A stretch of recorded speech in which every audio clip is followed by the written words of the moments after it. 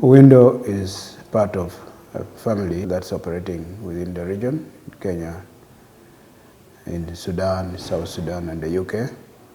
Our mission is to promote peace and development in the communities through the provision of access to education and training for refugees and people affected by conflict. It was started by Dr. Hugh Pilkington. It was his idea to try and do something about the education of refugees. And he asked me when he set up the Windle Trust in 1977 to be one of the trustees with him of the organisation.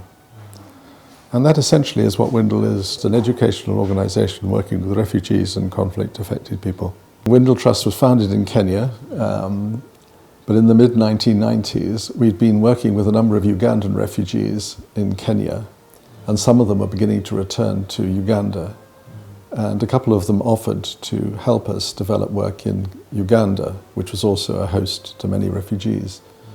So we decided to ask a couple of our alumni to set up the Uganda office in 1995. When Hugh Pilkington died in 1986, he had asked that a trust be set up using his own personal funds, and that was called the Hugh Pilkington Charitable Trust, HPCT. Initially, when we opened the office in Uganda, we did it in the name of HPCT rather than the name of Windle. So we had two names. We had Windle in Kenya and HPCT in Uganda. But later we decided to use the Windle name everywhere. And so we no longer operate as the Hugh Pilkington Charitable Trust. We had been involved in looking after refugee, mainly higher, post-secondary, and getting them into university and postgraduate. But the numbers of necessity were small numbers. So that was our first breakthrough. The next was the strategic shift. The board decided that we will cast our net a little wider. It was difficult enough to find the students, to select the students to go into these programs. And the need has always been huge. The catchment area has always, as you can tell, has been Somalia, Ethiopia, Eritrea, DRC, Congo, Rwanda, Burundi, and Sudan. And we were getting this, but it wasn't. So he said, okay. The refugee situation was changing, and a lot of people were beginning to come in. A lot of children were coming in, and they had no hope for education. Except, so we said, okay, we are in education, but does it make sense to wait for someone to pick up these children and then we get them to the university level and then we pick them up? How many good students have lost the opportunity of getting worthwhile education because no one picked them up? When UNHCR approached us, this is whether we could partner up to get involved in primary education, we agreed. And this was a major shift and a major breakthrough for us. Life has never been the same since then. Windle took this as a new challenge to try to implement refugee education on top of the scholarship work that we were doing. We have expanded since to include Moyo, to include Yumbe, and to include Imvepi, which is also a new settlement in Arua district. We have recently entered a partnership with ECHO, the European Commission, in a psychosocial support project in West Nile, covering the districts of Moyo, Adjumani, and Arua, working in 69 primary schools. We are also looking at vocationalizing secondary education. About 25% or less of those who qualify to go to secondary education are able to access secondary education.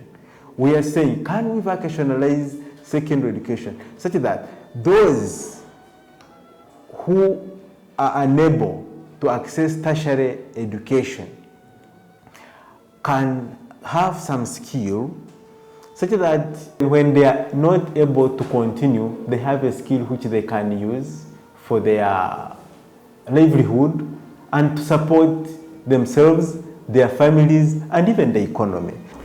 We are also beginning to innovate in the area of science teaching. We have had a big challenge of inadequate laboratories. Our learners have very limited access to laboratories, and we are looking at innovative ways of practical science education in secondary schools. Looking at the congestion in classes, with the influx, now we have over 1 million South Sudanese here in Uganda, and over 60 of those are school going. You cannot contain that with infrastructure. We want to innovate in the area of double shift, such that we can have at least 2 shifts. There you are able to double the population with the same resources. We have 54,687 children in ECDs under our care across all the refugee settlements in Uganda. And our the statistics as of end of last term, as end of around August, is about 237,000 learners. We still have few secondary schools, so the only children in secondary under our care are about 20,557. We have around 3 vocational centers that we are working with in Naki Valley, in Kiriandongo, and we are going to take over one in Moyo. Our scholarship program has also since expanded a bit. For example, today we have 15 students under the Windle International Scholarship Program who do master's programs in the UK. This is one of our own in-house scholarships. But we also manage the German government scholarships called the DAFI. Under this scholarship program, we have 246 students in local universities in Uganda. Then through UNHCR also, there are funds purely to sponsor students who do vocational training. I could mention tertiary education, and this is the biggest lot. We have over 3,000 students under this lot who are studying also in different vocational and tertiary institutions around the country. And then there are also individuals who choose to sponsor refugees through us. So under this group, we have 5 students who are studying secondary education. We still have a lot of challenge in post-secondary education. We have totally no scholarship for technical education, nursing, teacher training colleges, and this is quite a huge challenge. The population that is accessing university just less than 10%. That's a big challenge. We wish to bring in a bit of innovation here using technology to improve access to especially university education through what we call the borderless higher education, where we'll provide university education online.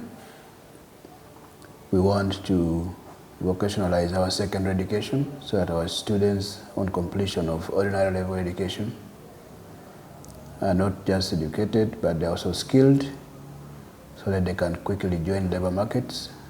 We would like to expand our ICT training centers in all the settlements. Currently we have one in Naki Valley and Kiriandongo and Changwali. We would like to extend this to West Nile region, so the youth are exposed to ICT training and skills at an early age. We've already innovated the low-cost construction of classrooms that we have used over the years in Kiriandongo and West and Southwest. We want to use this low-cost approach to build as many classrooms as possible in West Nile. So this and other innovations, with the support of our partners and other agencies, should give us a milestone in providing education to the wider population of the refugee children and the host communities. I got to know about Windle Trust in 2014 when I came to Windle office in Kampala I approached them, then they told me about the availability of the program. I was awarded the scholarship in 2015. I went to Glasgow Caledonian University in Scotland, where I did the Master of Science in International Program Management. I completed in 2016, then I came back to Uganda, where I came and started working with Windle Trust as a volunteer in Yumbe. I'm currently working as a Restoring Family Links Field Officer with the International Committee of the Red Cross. Windle Trust has given me hope again. I had lost hope of continuing with my academics because my parents couldn't afford the cost of the university. I always had students being supported at secondary level, but I didn't know they can support those students to the university level. I'm pursuing a bachelor in psychology. I'm under Duffy.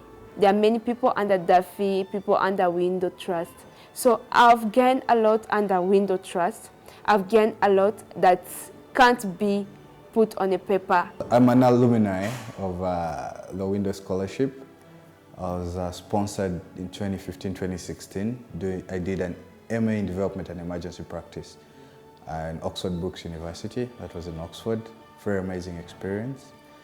On return, I'm currently working with UNHCR as an assistant program officer in Adjumani.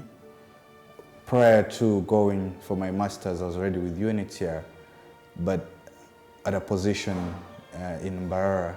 So this is an upgrade after the master's. So I already owe that to this opportunity. I'd love to thank the Windle family for the opportunities they keep on providing to African students coming from disadvantaged backgrounds. I would like to thank Windle International Uganda, former Windle Trust Uganda, under Duffy, because I'm under Duffy, the German sponsorship. I really appreciate so much for all they've done for me. They have inspired me. They've made me who I am today. The support from Madam Joyce, the fellow workers, and even the late Madam Helen, they really did a good job by shaping me, by helping me, and really, when I listened to them, it made me who I am. I can't put it on paper. I can't express it because it's so big. I appreciate Windle so much. I thank them so much for whatever thing they have shaped in me. I'm now a person, and a person that a community can appreciate and want to work with in life because of Windle Trust. They have given me the hope that everything is possible. Nothing is impossible. I give a great thanks to Mama Joyce. She has been there supporting us, and the late Ellen, Mama Ellen. She has been there for us like a mother. She has been so supportive, and it just God's plan. And also to thank the all Windle Trust staff, because they've helped us a lot. Not only me, but many people. It has been a great opportunity, and I even wish, if God willing, to come and volunteer with them. I'm one of the longest serving employee in this organization. By the time the organization opened, there were only 2 staff, and we were sharing an office with the organization called the Labe in Kamocha. While I'm working with the organization, I have the interest to serve. One of my proudest moments of working for this organization is seeing a number of people who have passed through my hands. And at the end of the courses they do, wherever they are, they come back to say, thank you. You have helped us. Without you, I wouldn't be there. So I appreciate them for what they're doing, because if you invest in education, that's when giving better future for someone. And I want to appreciate all the staff that are still working with Windle Trust. I thought my dream all collapsed when I left home. The scholarship to me it's like a bigger opportunity. Our partners, UNHCR, the government of Uganda, and the international communities, the embassies and agencies that have worked with us and continue to support us directly or indirectly, we want to thank you. We thank the German government that have provided the funds that we use to educate through the Duffy project. We thank the Dutch government that provided for us over $9 million that help us to intervene in northern Uganda and save several youth that had returned from the internally displaced camps. We thank the European Union ECHO that we are working with right now to improve school management systems in the districts of Adjumani, Moyo, and Rhino Camp. We thank the British government through DFID for the funding that they give to us directly through UNHCR, the UNICEF, fellow agencies, LWF, DRC, that provide for us with the water and sanitation facilities in the schools. So these partners are very key in our success to providing education to refugees.